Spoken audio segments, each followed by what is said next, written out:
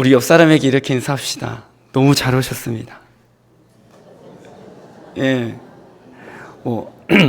모든 예배에 참석하는 것이 잘한 일이고 잘 오셨다라고 인사 드릴 수 있는 일이지만 오늘 정말 후덥지근했던 것 같아요. 그래서 일하시는데 상당히 힘드셨을 텐데 또 저녁 시간에 쉬지 않으시고 예배에 참석해 주신 것 너무나 감사하고 하나님께서 귀하게 여기시는 줄로 믿습니다.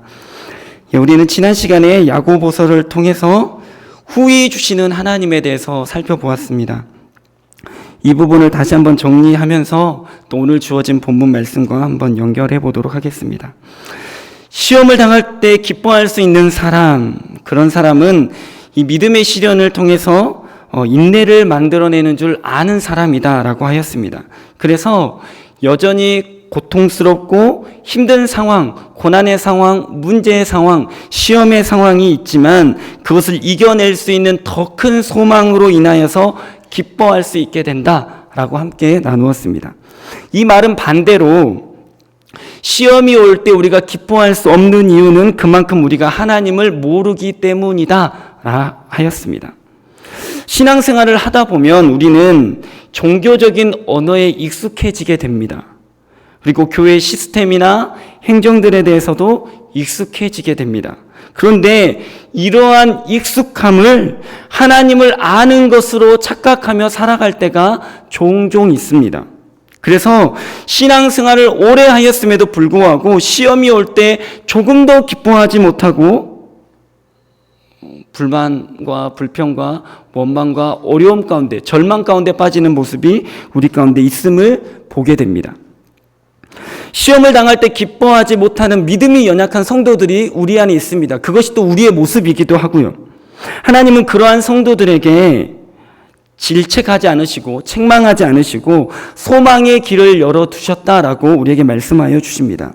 시험을 통하여 하나님을 모르고 있다는 사실을 다시 한번 깨닫게 해주시고 하나님을 알기를 구하게 해주신다라는 것이죠. 그래서 기도하기만 하면 하나님께서 하나님 아는 지혜를 주시겠다 약속하셨습니다. 그래서 이 약속에 대해서 우리는 주저할 필요도 없고 망설일 필요도 없고 염려하거나 두려워할 필요도 없이 하나님 앞에 나가서 기도하면 되는 것입니다. 그런데 많은 사람들이 구하지 않습니다. 4장 1절 말씀 한번 보시겠습니까? 야고보서입니다. 4장 1절 말씀. 4장 1절 보면요. 이렇게 말씀이 나와 있습니다. 너희가 얻지 못함은 구하지 아니하기 때문이요. 하나님께서 주시겠다고 하셨는데 우리는 구하지 않습니다. 왜 구하지 않는가? 설마 하나님이 나 같은 사람에게 주시겠어? 구하면 주시겠다라는 하나님의 약속 자체를 의심하면서 구하지 않습니다. 이런 경우도 있습니다.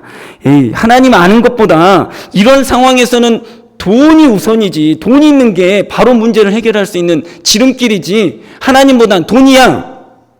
하나님 아는 것이 문제 해결에 별로 도움이 되지 않는다. 하나님의 능력을 의심하는 생각도 있습니다. 그래서 구하지 않습니다. 성경은 이러한 마음을 의심하는 것 혹은 두 마음을 품는 것이다 라고 표현하고 있습니다. 이렇게 의심하고 두 마음을 품는 사람들은 기도하지 않습니다. 기도하지 않을 뿐더러 혹시 기도할지라도 그것은 기도를 흉내내는 것이지 진심으로 기도하는 것은 아닙니다. 그래서 하나님은 그런 사람들에게는 기도하여도 줄 수 없다라고 말씀하고 계십니다. 왜냐하면 그렇게 주는 것은 우리를 성숙으로 인도하는 데 필요한 인내를 만들지 못하기 때문입니다. 우리에게 조금도 유익하지 못하기 때문에 하나님은 하나님 아는 지혜를 주시고 싶어도 잠깐 기다리신다라는 것입니다.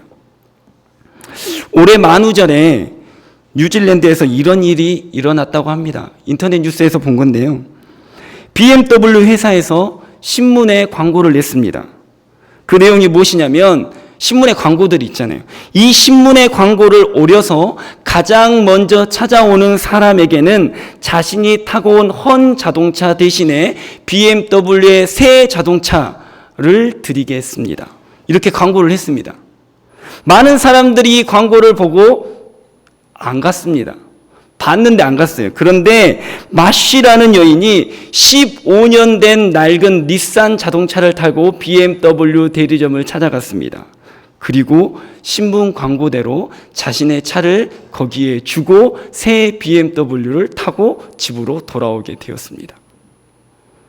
여러분은 이런 광고를 보신다면 어떻게 하시겠습니까? 하나님께서는 이와 비슷한 기도하라, 내가 주겠다라는 성경의 말씀을 성경 곳곳 안에 우리에게 숨겨두셨습니다. 특별히 야고보서의 말씀, 구해라, 그러면 내가 하나님 아는 지혜를 주겠다라는 이 약속도 마찬가지입니다. 그냥 믿고 구하면 됩니다. 그러면 주시겠다 말씀하셨습니다. 두 마음을 품을 이유가 없습니다. 우리가 할 일은 그저 믿음으로 기도하면 되는 것입니다. 이것이 우리에게 허락된 하나님의 놀라운 은혜인 것이죠. 우리는 이 은혜를 깨달아서 날마다 하나님 알기를 간구하면서 살아가야만 합니다. 이것이 우리에게 요구하시는 하나님의 삶인 것입니다. 아멘. 예, 오늘은 야고보서 1장의 9절, 10절, 11절의 말씀을 이어서 한번 살펴보도록 하고자 합니다. 본문을 보면요, 우리가 너무나 좋아하는 주제를 다루고 있습니다. 바로 돈 이야기죠. 그런데 아쉽게도 하나님께서는 이 본문을 통해서 우리에게 돈을 많이 주겠다라고 약속하고 있지 않습니다. 오히려 오늘 본문뿐만 아니라 야고보서 전반적으로 흐르고 있는 내용은 부자들을 책망하는 내용입니다. 한번 말씀을 찾아보겠습니다. 4장 13절부터 17절 말씀입니다. 눈으로 한번 살펴보십시오. 4장의 13절부터 17절의 말씀입니다. 제가 조금 풀어서 설명을 해볼 테니까요, 눈으로 보시면서 귀로 들으시면 되겠습니다. 13절, 어떤 도시에 가서 1년 동안 머물며 장사를 해서 이익을 보겠다고 장담하는 사람이 있습니다.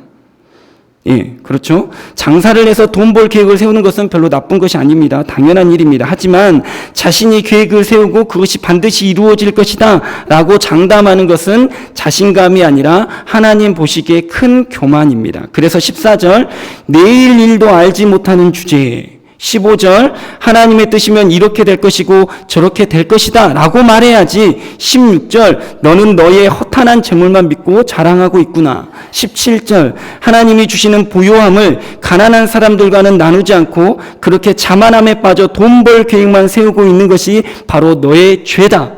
이렇게 말씀하고 있습니다. 한 장 더 넘겨서요, 5장 1절에서 4절 말씀도 한번 눈으로 보시겠습니까?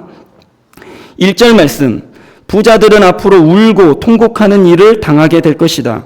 4절 말씀으로 뛰어넘어서요, 왜냐하면 너는 너희 밭에서 추수한 품꾼들에게 일만 시키고 품삯을 주지 않았기 때문이다. 오히려 2절, 3절, 금과 은에 녹이 쓸 정도로 재물을 쌓아두기만 했다. 이렇게 성경은 지적하고 있습니다. 자, 이뿐만 아닙니다. 앞으로 넘어가서요, 2장 6절, 7절 말씀 한번 보시겠습니다. 2장 6절, 7절 보면 더 기가 막힌 일이 나옵니다. 6절, 부자들은 가난한 자들을 업신여기고 억압하고 심지어 법정으로 끌고 갑니다. 7절 말씀, 그 아름다운 이름, 이 이름은 분명히 예수 그리스도를 가리키는 것입니다. 예수님의 이름까지 비방하고 있습니다. 종합해보면 야고보서에 등장하는 이 부자들은 자신의 부를 자랑하고 그것을 쌓아두며 살았습니다. 그것으로 가난한 사람들을 구제하지 않았을 뿐만 아니라 마땅히 지불해야 될 가난한 자들의 임금도 지불하지 않았습니다. 오히려 가난한 사람들을 억압하고 착취하고 그들이 가지고 있는 신앙까지도 멸시하였습니다. 그럼에도 불구하고 교회 안에서 어떠한 일이 벌어졌는가 하는 것입니다. 자, 먼저 2장의 전반부 말씀을 한번 보도록 하겠습니다. 눈으로 한번 살펴보십시오. 2장의 전반부 말씀을 살펴보면 금가락지를 끼고 좋은 옷을 입은 사람이 들어옵니다. 교회 안에. 그러면 교회에서는 그 사람을 좋은 자리에 앉히고, 그리고 또 다른 사람이 나오죠. 남루한 옷을 입고 들어온 사람이 있습니다. 그 사람에게는 어떻게 대합니까? 아무 자리에나 앉으라고 합니다. 이 상황 속에서 세 부류의 사람이 등장하고 있습니다. 첫 번째 부류, 부자인 사람들입니다. 두 번째 부류, 가난한 사람들입니다. 세 번째 부류, 첫 번째 부류와 두 번째 부류의 사람들을 나누고 차별하고 있는 사람들입니다. 이 세 번째 부류의 사람들은 아마도 부자가 되고 싶어하는 사람들일 것입니다. 그래서 그들은 부자인 성도들은 높여주고 가난한 성도들은 멸시하였습니다. 세상에서 일어나는 차별이 교회 안에서 그대로 나타났다라는 것입니다. 세상과 교회가 같아졌다라는 것이죠.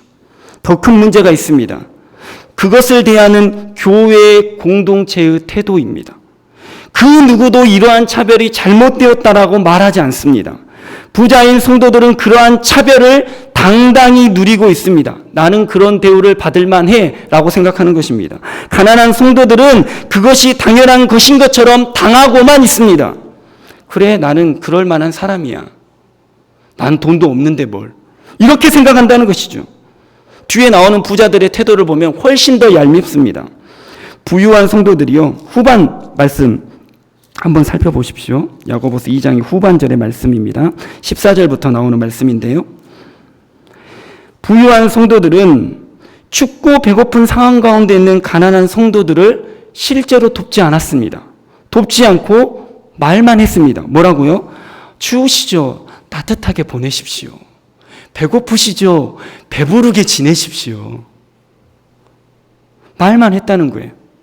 야고보 사도는 그런 사람들에게 뭐라고 말합니까? 2장 26절, 그렇게 행함이 없고 말로만 하는 부자들에게 말합니다. 너희의 믿음은 죽은 믿음이다. 14절, 그런 믿음으로는 구원받을 수 없다. 성경의 말씀입니다. 야고보 사도가 제기한 이 문제는요, 너무나 심각한 문제입니다. 교회가 세상을 따라가고 있기 때문입니다. 이 세대를 본받지 말고 라고 말했는데도 불구하고 교회가 세상을 카피하기 시작합니다. 따라하기 시작합니다. 그것이 좋은 것처럼, 그것이 옳은 것처럼 행동합니다. 야고보서의 문제가 너무나 심각한 이유는 또 있습니다. 야고보서가 공동서신이라는 이유 때문입니다.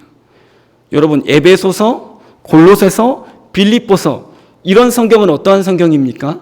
그 지역에 보내는 편지입니다. 빌립보 교회, 빌립보 지역에, 에베소 지역에, 골로새 지역에 보내는 지역에 한정되어 있는 편지라는 것입니다. 물론 돌려볼 수도 있지만 그 지역을 집중해서 써내려간 말씀이라는 것이죠. 근데 야고보서는 무슨 말씀입니까? 공동서신입니다. 흩어져 있는 12지파 모두에게 보내는 편지라는 뜻이죠. 이것은 무엇을 의미합니까? 특정 지역 교회가 문제가 아니라 대부분의 교회가 이런 문제 가운데 있다라는 의미입니다. 여러 지역에 흩어져서 세워진 많은 교회들이 세상을 사랑하기 시작했습니다. 특별히 돈을 사랑하고 있습니다. 그들은 하나님 알기를 구하기보다 돈을 사랑하고 그 돈으로 성도들을 차별하고 세상에서도 높임받고 교회 안에서도 높임받고자 하였습니다. 어떻게 교회 안에서 이런 일들이 벌어질 수 있을까요? 무엇이 이런 성도들을 만들어내고 있을까요? 야고보 사도의 진단은 이러합니다.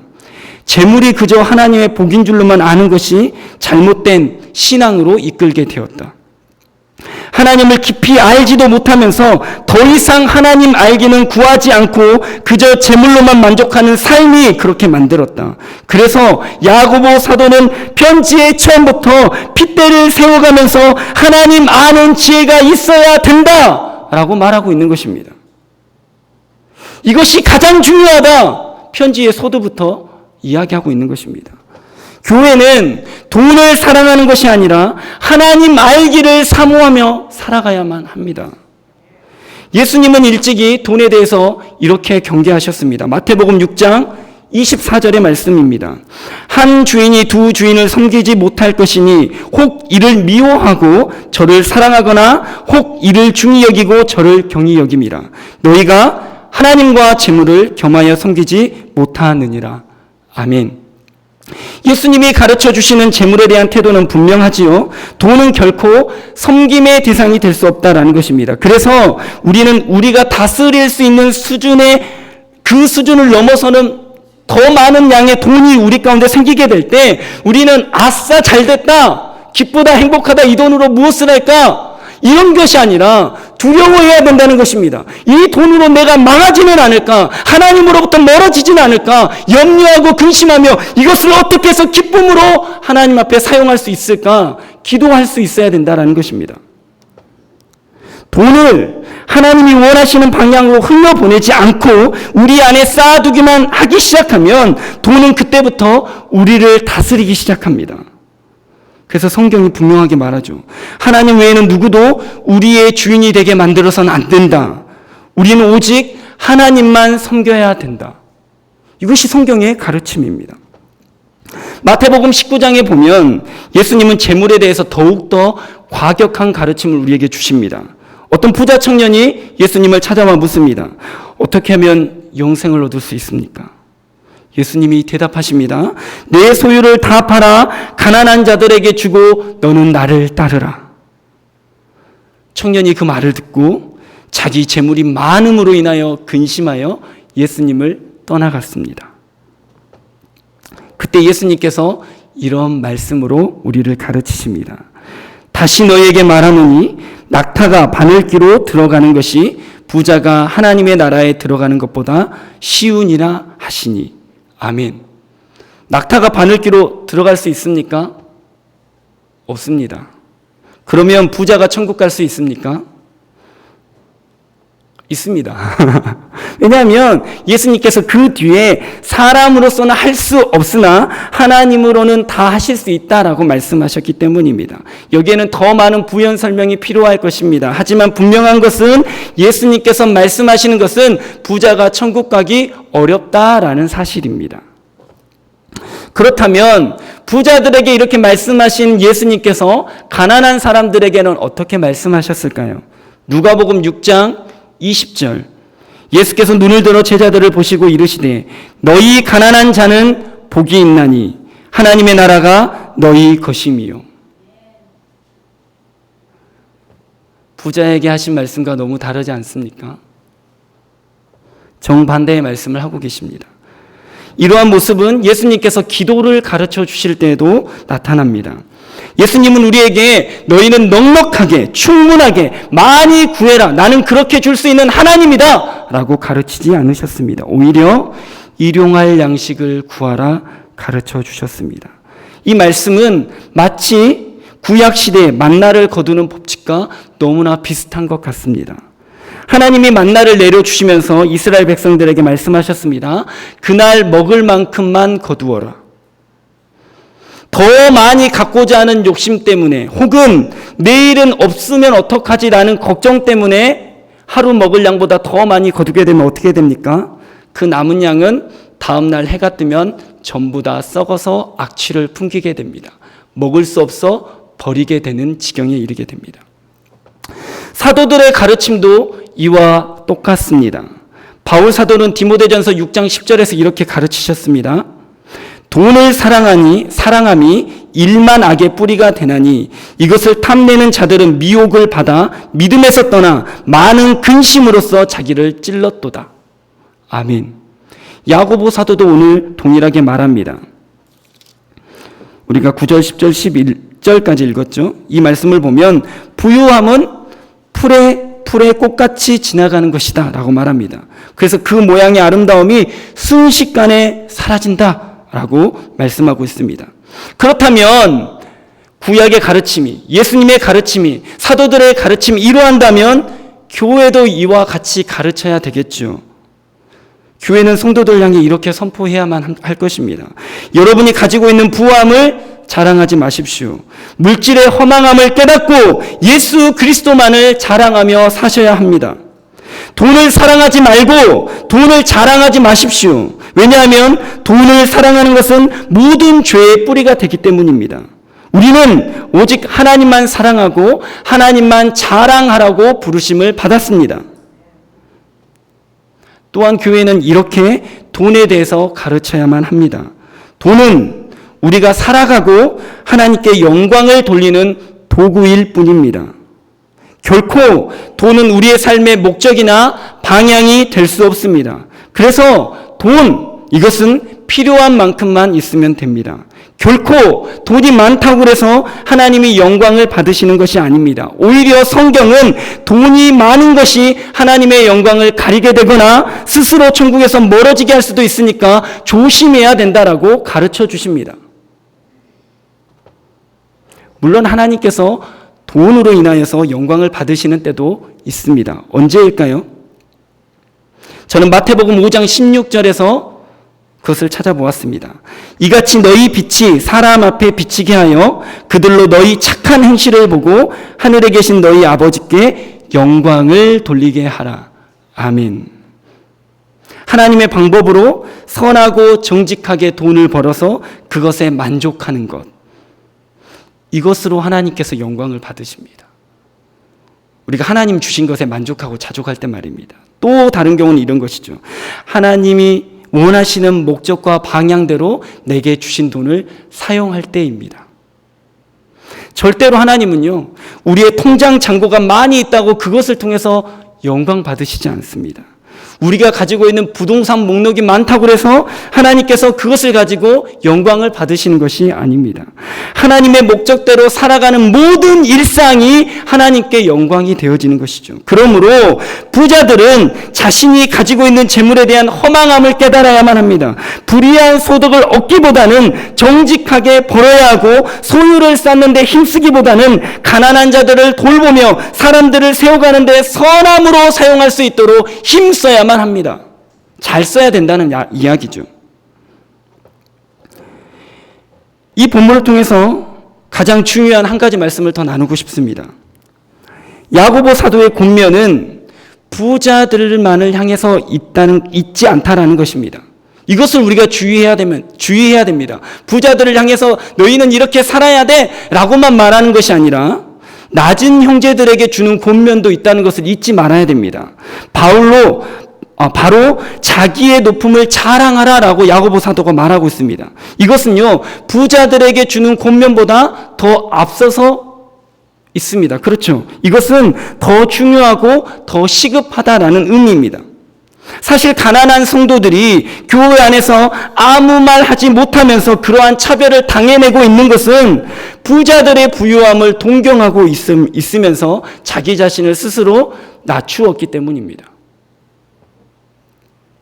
부자들의 교만한 태도는 하나님을 알지 못해서 생겨나는 잘못된 신앙의 태도입니다. 하지만 가난한 자들의 이러한 태도 역시 하나님을 깊이 알지 못하기 때문에 생겨난 잘못된 신앙의 태도입니다. 왜냐하면 하나님은 가난한 자들을 높여주셨기 때문입니다. 하나님은 물질로 사람을 평가하지 않으시기 때문입니다. 이제 성도의 신분과 가치는 썩어질 이 땅의 것에 있는 것이 아니기 때문입니다.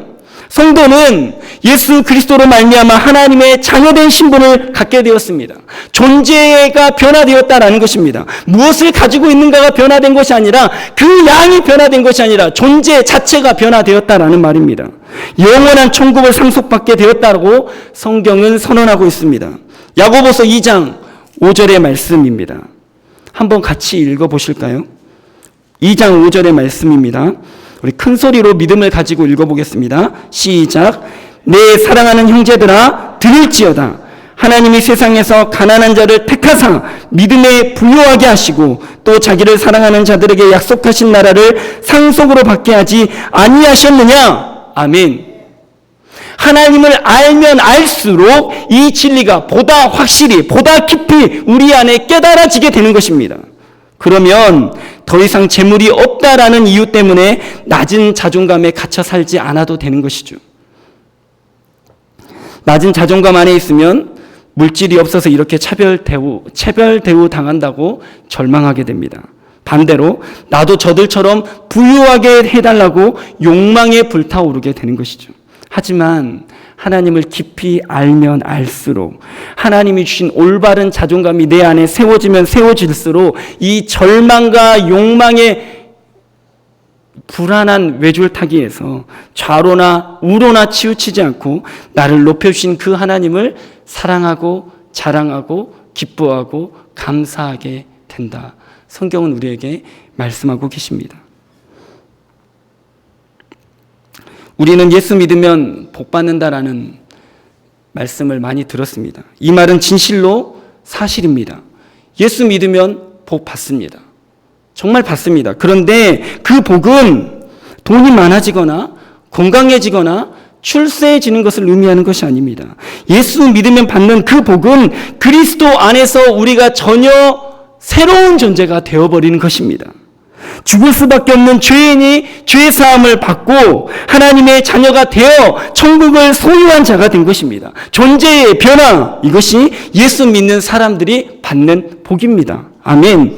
우리의 자존감의 근거, 이것은 이 땅에 썩어질 돈에 있지 않습니다. 그래서 우리는 우리보다 돈이 많은 사람들 앞에서 움츠러들지 않아도 됩니다. 반대로 우리보다 돈이 없는 사람들에게 우쭐거려서도 안 됩니다. 그것이 우리의 자존감의 근거가 될 수 없기 때문입니다. 명예도 마찬가지고 건강도 마찬가지고 실력도 마찬가지고 외모도 마찬가지입니다. 우리 자존감의 근거는 변함없고 영원한 오직 유일한 우리 여호와 하나님이십니다. 아멘. 우린 이러한 영적인 자존감을 회복해야 됩니다. 우리 주보에 이렇게 나왔습니다. 당신은 하나님의 자존심입니다. 돈이 없다라고 움츠러들지 마십시오. 돈 좀 많다라고 우쭐거려서도 안 됩니다. 우리의 자존감은 하나님께 있기 때문입니다. 재물로 인한 시험이 우리의 삶 가운데 계속해서 옵니다. 그때 낙심되거나 부를 동경하고자 하는 마음이 우리 안에 들 수도 있습니다. 혹은 더 많이 갖고 싶은 욕망이 생기려고 할 때도 있을 것입니다. 그때 우리는 결단해야 됩니다. 돈이 우리의 주인이 되지 못하도록 더욱 하나님만을 붙잡아야만 합니다. 재물로 인한 시험보다 더 크신 하나님을 알기를 구해야만 합니다. 이것으로 낮은 형제도 살 수 있고 부한 형제도 살 수 있게 됩니다. 우리 모두가 이 재물 앞에서 마음을 지키고 하나님을 닮아가는 믿음의 사람으로 서시기를 예수님의 이름으로 축복합니다. 아멘. 기도하겠습니다. 하나님, 교회 안에 어디를 가든지 부한 사람보다는 가난한 사람이 많을 것입니다. 하나님, 가난한 주의 성도들을 위로하여 주옵소서. 그것으로 인해서 절망하지 않게 하여 주시고 세상의 불을 따라 시험에 들지 않게 하여 주옵소서. 하나님이 우리 성도님들의 자존심이 되어주시고 자존감이 되어주셔서 우리를 높여주시고 우리를 죽을 수밖에 없는 죄인의 상태에서 하나님의 존귀한 자녀로 삼아주신 것을 늘 깨달아 알 수 있도록 주님 도와주옵소서. 재물의 시험 앞에서 더욱더 겸손하게 하시고 하나님을 구하는 믿음이 있게 하여 주옵소서. 혹 부한 자가 있거든 주께서 겸손하게 하여 주시사 정직하게 벌고 하나님이 기뻐하신 대로 쓸 수 있도록 주께서 그 걸음을 인도하여 주옵소서. 그래야 해서 낮은 자나 부한 자나 모두 하나님께만 영광이 되어지는 삶으로 살아갈 수 있도록 주님 축복하여 주옵소서. 감사드리며 우리 주 예수님의 이름으로 간절히 기도합니다. 아멘.